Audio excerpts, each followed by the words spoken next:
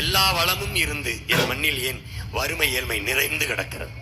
ஒரு வளமும் இல்லாத சிங்கப்பூர் வெறும் கடலை மட்டும் வைத்துக்கொண்டு உலகில் மிகப்பெரிய நாடாக, வளர்ந்த நாடாக, கல்வியில் மருத்துவத்தில் சிறந்த நாடாக 3வது இடத்திலே இருக்கும்போது கடல், நிலம், வளம், காடு, மலை, ஆடு, மாடு, கோழி எல்லாம் வைத்துக்கொண்டு என் மக்கள் ஏன் பசியோடு படுக்க செல்ல வேண்டும்?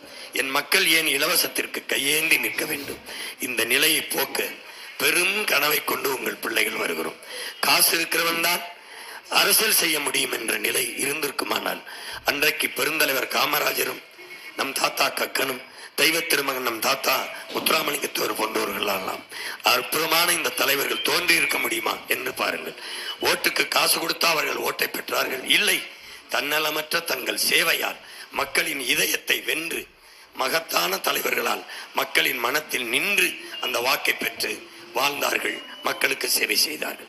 இன்று நேர்மையற்ற தலைவர்கள், உண்மையற்ற தலைவர்கள், நல்லாட்சியை தவறிய தலைவர்கள், ஊழல் லஞ்சத்தில் ஊறிய தலைவர்கள், வளங்களை நிலங்களை சுரண்டி கொளுத்த தலைவர்கள், கொள்ளையடித்ததை ஊழல் லஞ்சம் பெற்று திருடிய தலைவர்கள் அதை மறைக்க திருடியதில் பங்கு கொடுக்கிறார்கள், வாக்குக்கு காசு.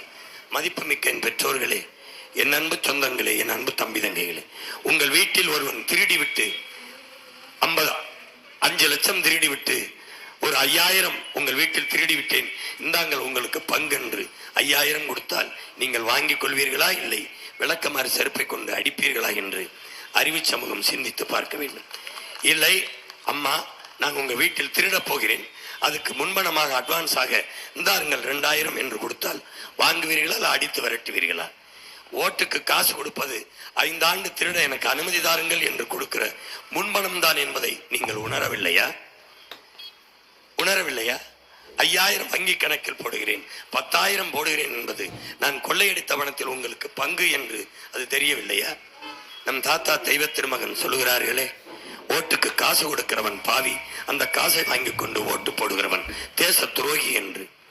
பாவிகளுக்கு வாக்கை செலுத்தி நீங்கள் தேச துரோக குற்றத்தை தொடர்ந்து செய்கிறீர்களே, நீங்கள் இந்த தேசத்தின் குடிமக்கள் தானா? தயவு செய்து மாற்றுங்கள். ஆண்டிப்பட்டிலிருந்து என் அருமை சொந்தங்களை மாற்றுங்கள். உங்கள் ஒற்றை விரலால் உலகம் திரும்பி பார்க்கிற மாறுதலை தர முடியும்.